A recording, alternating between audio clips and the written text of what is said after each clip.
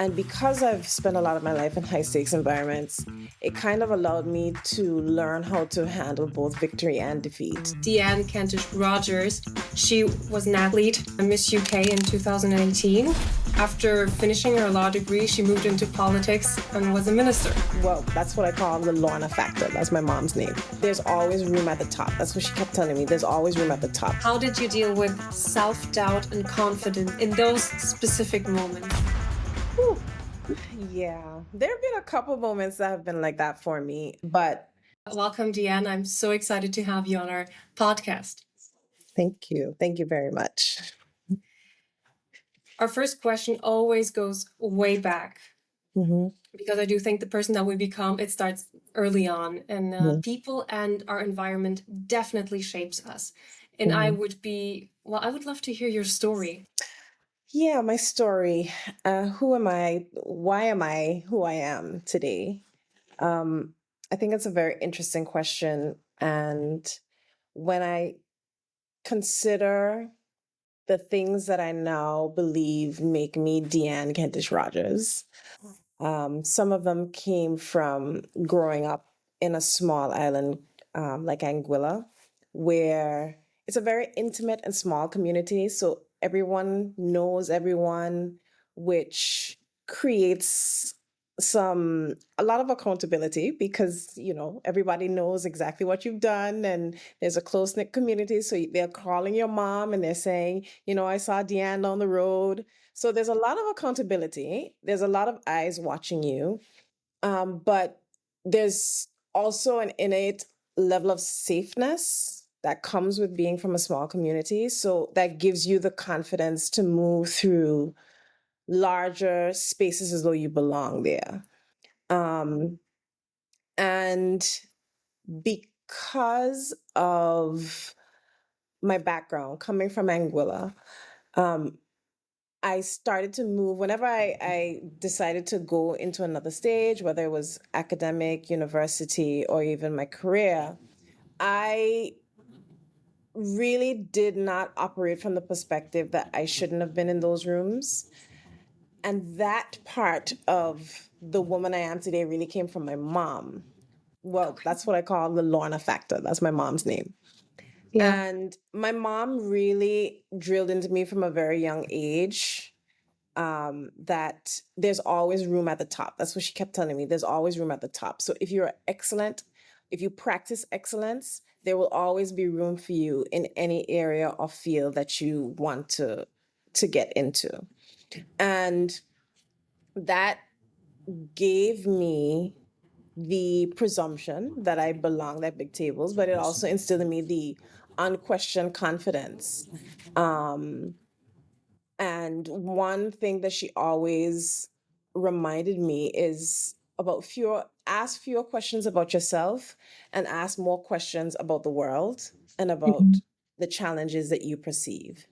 And those two things really created the foundation of the woman I am today. Very confident, very unafraid to take up space, irrespective of whether or not people wanted to pigeonhole me in a specific role. And that's, I think, what led to a lot of the expansiveness you see in my background. But also, I've spent a lot of my life in very high stakes environments. And because I've spent a lot of my life in high stakes environments, it kind of allowed me to learn how to handle both victory and defeat, to be able to deal with the highs and the lows of life. They are very much interconnected, right? The highs and the lows, and how to adapt to them, also how to face them, I would say. So thank you for pointing that out. But I have to say, I love what you mentioned, that your mom always not just telling you, but also gave you the confidence too that you have a seat at the table, because very often I find that, especially among women, it's changing. We've come a long way. But myself, I so often question that, is this the place? Do I have a spot on this table? And we do. As you mentioned, if you have the intelligence, you've really worked for it, and you have what it takes. you have a place there. So thank you so much for pointing that out. That leads to another question, because you briefly mentioned that too. All in the areas, in the fields that you've been active in, they are not only highly competitive, but you also have to really be confident and really trust yourself and know what you're doing. How have you dealt with that specifically? And were there differences in the different areas? Because you've been in politics, as a lawyer, in sports and pageantry, so many fields.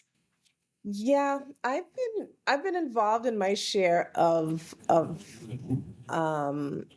of areas, and I think it comes from my natural curiosity, um and from a very young age when I got my first injury as an athlete. I thought at that point in time, because all of my direction, my dreams were all pivoted towards becoming a professional athlete. And when that didn't happen, I had to take ownership of this reinvention tool, about it never being too late to reinvent yourself. And I think maybe for me, more than other people, I really swallowed that as an inherent part of myself, an adaptability that allowed me to recover from one area and go to the next and be competent in those areas. I think there is something to say about having the competence also to operate in these various fields. Yeah. And it reminded me of a quote which says, I think it's Frederick. I can't remember his last name, but he said, live spherically in all directions, which essentially means the experience of being a human is about being expansive. It's about taking in everything and not being afraid to reinvent and not being afraid to hold on to an identity that's very, very stuck in the mud. So, because of those changes, I think there's one thing that was very common for me, which was service. Irrespective of what area of my life I have entertained, all of them go back to service. And that's something that my mom used to say I was always very extroverted, always trying to make people laugh and things of that nature from a very young age. And it's because I really enjoyed service. My grandmother and I had a very beautiful relationship when I was younger, and I took care of her. And that just inspired me. My grandmother was somebody who lived her life for her family members. She had 8 brothers and sisters. Some of them went on to become um, king's counsels and judges and knighted doctors.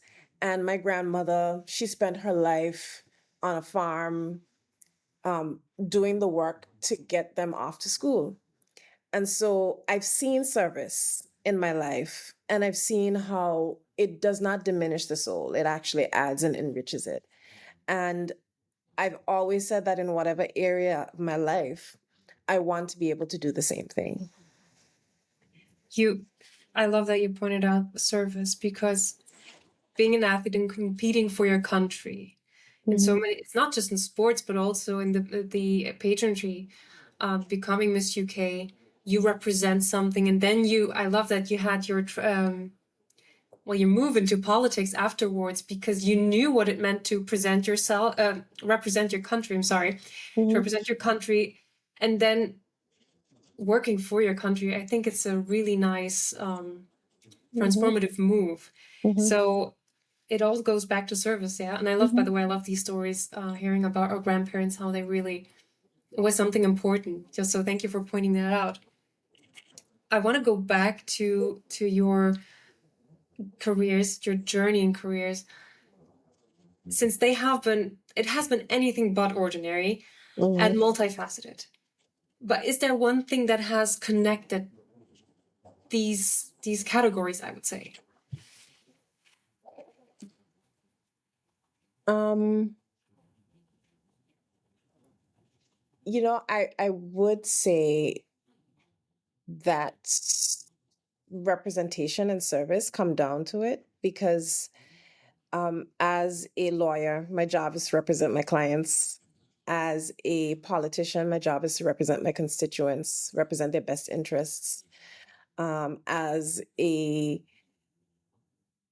pageant queen, my job was to represent my country. Um, and as an athlete, my job was to represent myself and my country. So that kind of representation came and service meant to me um, different things. It meant authenticity as representation, excellence as representation. Um, it meant courage as representation and mentorship as representation. So all of those things really came down to, well, how do I not only elevate myself, but how do I bring others along with me? How do I elevate others while I'm on this journey of life, growing and expanding? That's lovely. I call it forming bridges. I love it. Yes. I love Yes. it. It's incredible. Would you say that looking back on your experiences, big or small, has there been a moment that had like a lasting impact on you? Whew. Yeah. There have been a couple moments that have been like that for me. Yeah. But there was a moment that I stepped away from my ministerial role in government in a very highly tense and fraught environment here in Anguilla. And that moment really defined not only who I am today, but a lot of the opportunities that my people have today. And so it was about being able to have principled independence. So that's understanding that the moral compass is internal rather than external. And I think in today's political environment, we see that a lot of popular decision making, um, we see a lot of examples of how people can make decisions based on what's popular, but Yeah. then there's the trade-off of what's actually in the best interest of everyone. And sometimes what's in the best interest of everyone isn't necessarily the most sexy thing. Exactly. And so it was about doing what was right in that moment over doing what was popular. And then that moment where I stepped away also allowed me to recognize the resilience of adaptive leadership. And I say that because very often we think of our identities as something very stagnant. This is who I am, and a full stop behind that statement. But it's actually more beneficial for us as individuals and as global citizens to see identity as something that is fluid and not brittle. And if we see identity as something that is fluid, then we don't hoist our sails on one achievement or one setback or one failure or one victory. So we're able to just use those things as lessons rather than as final destination. So Yeah. yeah, I don't know I if you do get it, understand what and I I'm. completely agree with you. I love Yeah. this, what you pointed out. It's so often the entire life, it's like I say it's like an escalator. Yeah. Not just in terms of getting higher, but Hmm. also in terms of getting to other places. Hmm. Hmm. So I completely agree with you, and you can evolve identity-wise with that too. Hmm. Don't betray your values and what you stand for, surely, Correct. but that doesn't have anything to do with your identity, I Correct. think. So I Correct. really like what you pointed out there. Hmm. So I always ask, or mostly of the time, I ask our guests on this podcast if there has been a risk that they took during Hmm. their career. Because as women, we tend to not be as risk friendly as men. Um, so my question to you is, has there ever been like a risk you took, a step into the unknown that paid out quite well? Yeah. Well, just my example just now was it was a very brief synopsis of that risk. And the risk was essentially um, there was a very controversial tax bill that the government of Anguilla was facing. And there was a very small majority in government, and what I did had a material impact on whether or not the government could continue to operate. And in that moment, there was tons of pressure. There were a lot of people who were saying to me, just do what we tell you to do, and you'll be fine. Your seat will be safe forever, and things of that nature. So there was a lot of external pressure. There was even familial pressure from my family members. And in that moment, I had to weigh something that was really large. You know, am I had to weigh the question of whether or not I stepped into the role of representational politics to do what was easy or to do what was right. Mm. And the risk in that is that your political careers are inherently time stamped, time Yeah, sensitive. yeah, And so doing what's popular could lead to, because that's how our electoral process is, it's first past the post is popular voting. So that could lead to you staying in government forever because you did exactly what people said you should do, irrespective of the harm, irrespective of whether or not that was going to cause irreparable harm to the same people you're attempting to serve. yeah, And I believe that that's what I saw, and it's borne out to be the truth.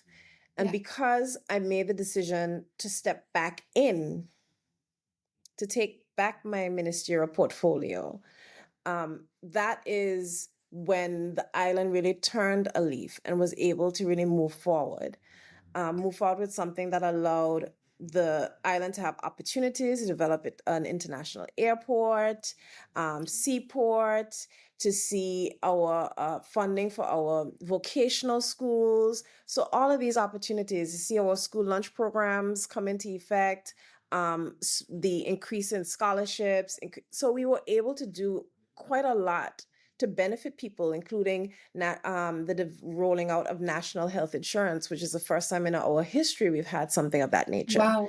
And so Wow. the question always to me comes down to, if this, my gut, and this is where intuition also comes into it. It's intelligent intuition.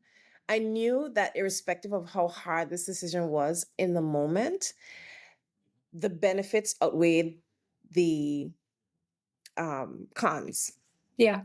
And so I had to take the risk of believing that at some point in time my people will understand the rationale behind this decision because they will be the beneficiaries of it, and then allowing time to write history.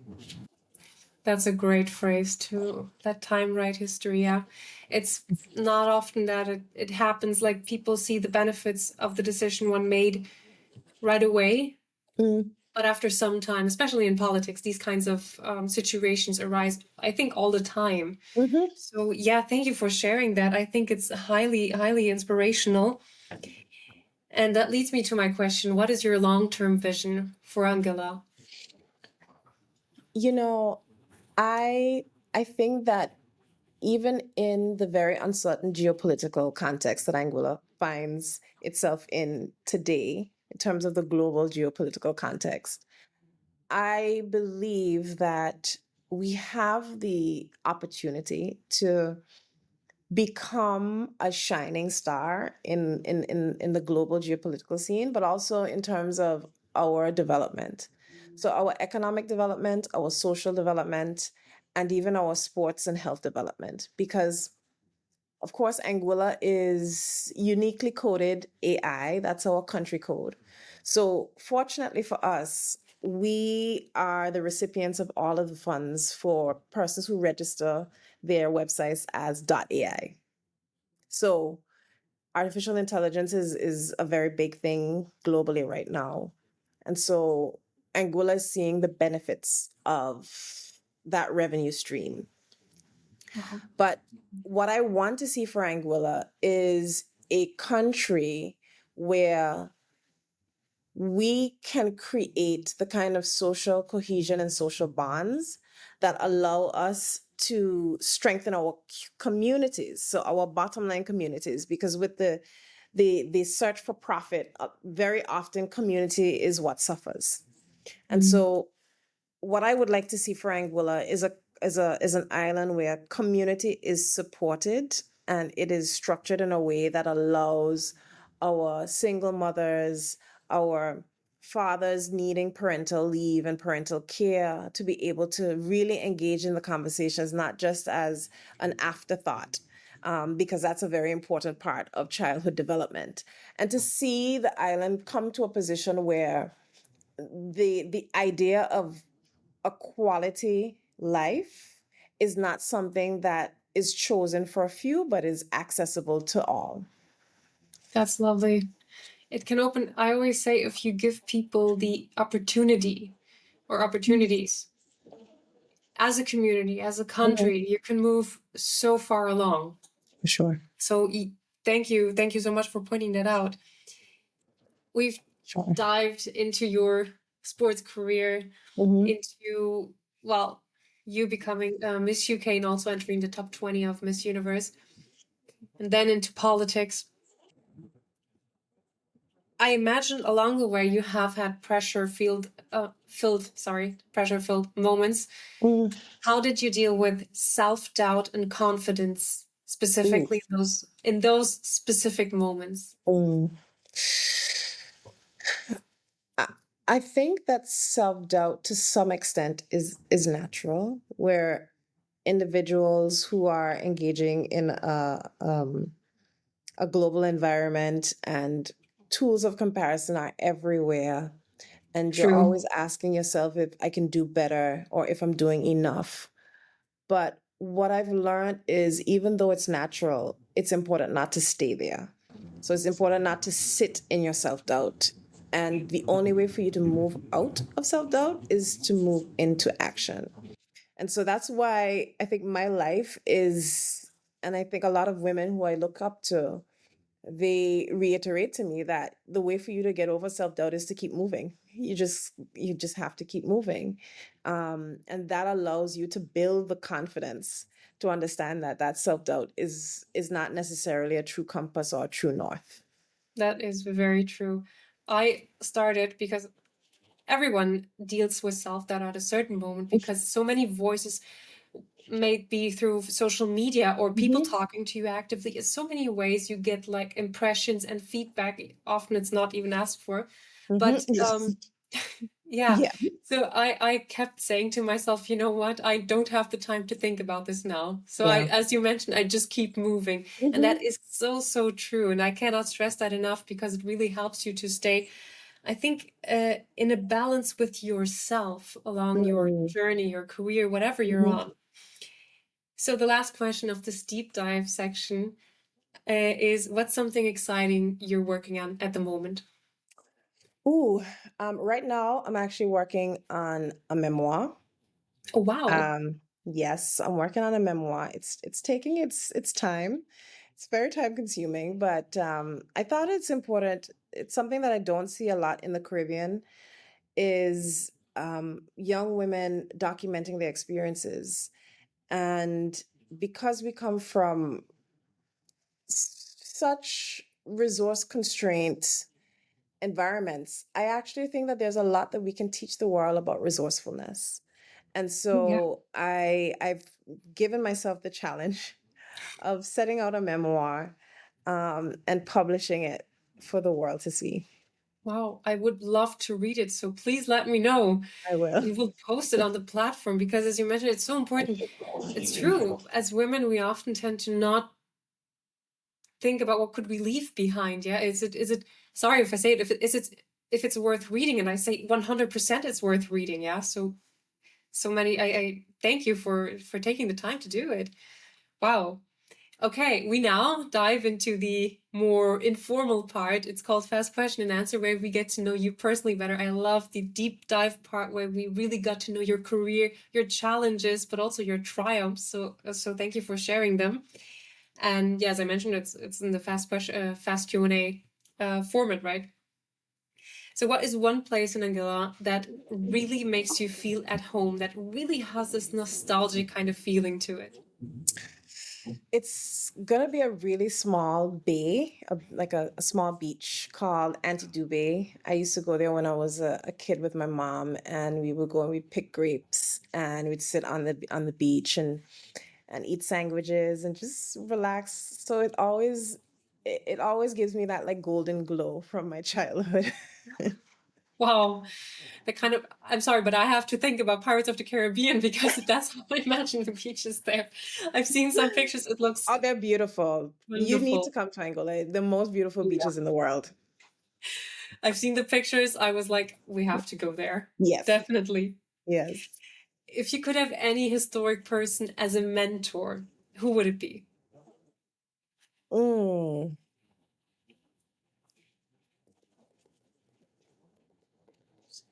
You know what? I thought about this question a lot, and I have a couple people who are going back and forth in my mind. And I was always saying to myself,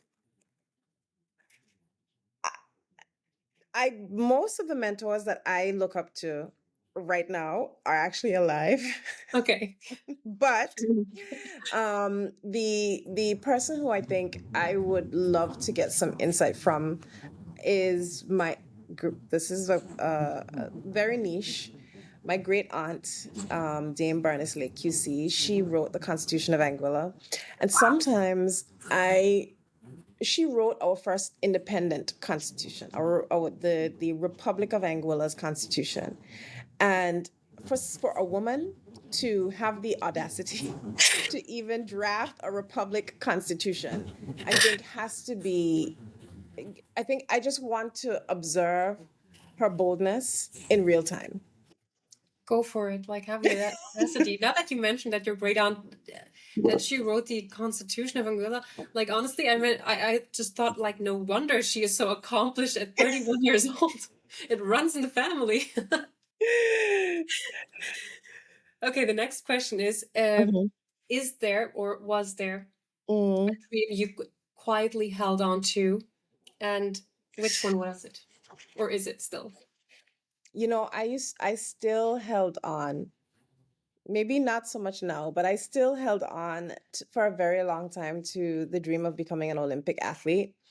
Um, Most of my friends, a lot of the friends I made in my early life are persons who would have competed in athletics. And so I've seen their journeys, I've seen them become Olympic athletes.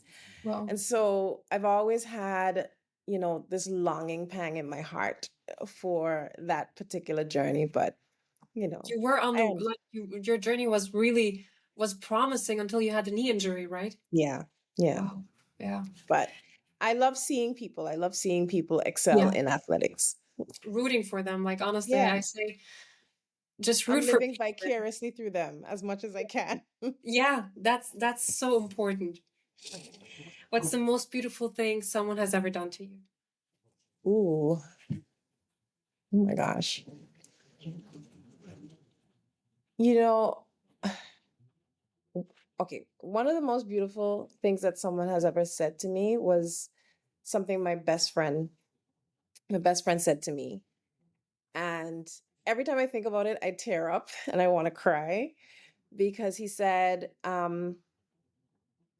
I love you now and I will love you always because I will always find a way to understanding. Wow. And I just thought it was one of the most beautiful things someone had ever said to me to affirm me. And I have it as my screensaver on my phone. I have a screensaver on my computer because it just reminds me that I am really deeply loved. Yeah. Oh, it's not, it's so important, especially if you go in high stake places where you can be judged really harshly, to Hmm. have the people who know you deeply, and still love you along the way. That is incredibly touching, really Hmm. touching. Thank you for sharing that. Okay. Has there ever been recently a podcast you listened to that made you change your point of view on a certain issue? Hmm. Um, I as I used to listen to a couple podcasts online, but I haven't been listening to them as much recently. So I don't have any recent podcasts. But there was a podcast that I listened to quite some time ago that was talking about um it's called Passing Through. Okay. So you might have to search for this one, but it's called Passing Through, and she basically narrates real life experiences and real life perspectives of persons who, they've lost someone they loved, or they've had conflict, or just things that usually create real fissures in interpersonal relationships. And she tells the story so beautifully about how you can, once you sit back and you actually sit in that perspective, and some perspectives that I had personally, that I was like, there's no way in 17 galaxies that I would accept this. But once Yeah. I actually sat back and I listened to the episode, I was like, well, you know what? I'm big enough to accept that, I can change on this one. Wow. That shows character, I say. If you Yeah. can like admit to yourself, I'm changing my point of view on something, yeah. Hmm. Definitely. Talking about books again. If your next 5 years were a chapter, and I know now that you're writing your memoirs, maybe it's connected to it. What would it be about, and what would the title be? Ooh, I think the next 5 years would be about. I've spent a lot of my life in service, and I think I've reached this point, and I would like to invest more in myself. And so part of it's almost like I would like the book to be called Filling My Cup Until It Spills Over into Others, so that I am That's so lovely. full, I have so much more to give. That's so lovely because we sometimes underestimate that we ourselves have to be fulfilled in order to help others or to give something, yeah. Hmm. And so, yeah, I love the title. Yeah. Wow. Yeah. Wow. What has been a once in a lifetime experience for you? What? Oh, when I was bungee jumping off of a hillside in South Africa, that was Wow. interesting. Wow. I don't think I'll ever do that again, but it definitely was once in a lifetime. I admire people who can do that. I'm really surprised. You But know? maybe I'll push myself. But Yeah. that would be my German side, that I would make very sure that everything is in order. What has been I a don't hobby? recommend anyone to do it more than once. It's supposed to be a once in a lifetime experience. It's a reason it's called once in a lifetime experience. True. So true. The next question is, what is a hobby that you recently picked up again after some time? Because I've heard that many politicians, they don't have free time, so after some time they dive into hobbies again. Oh, I'm back in salsa dancing. I used to be an avid Wow. salsa dancer, but now I'm trying to drag my partner into salsa dancing. I'm trying to drag everyone, my mom, everyone's getting annoyed with me, but I'm just like, I need people to dance with me on islands, so I have to teach you. Yeah, wow. Wow. I have to admit, as Germans, we can't dance. That's something we can't do.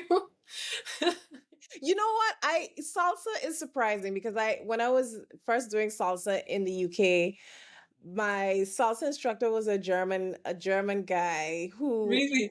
the way he explained it to us, it was like it was just two left feet for most of his life, and now he's an excellent dancer. So there's Maybe hope for there's everyone. hope for me. There's hope. There's hope for Oh. Describe what leadership means to you in one word. Hmm.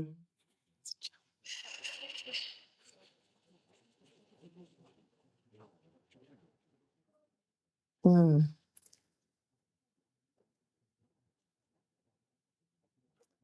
Leadership means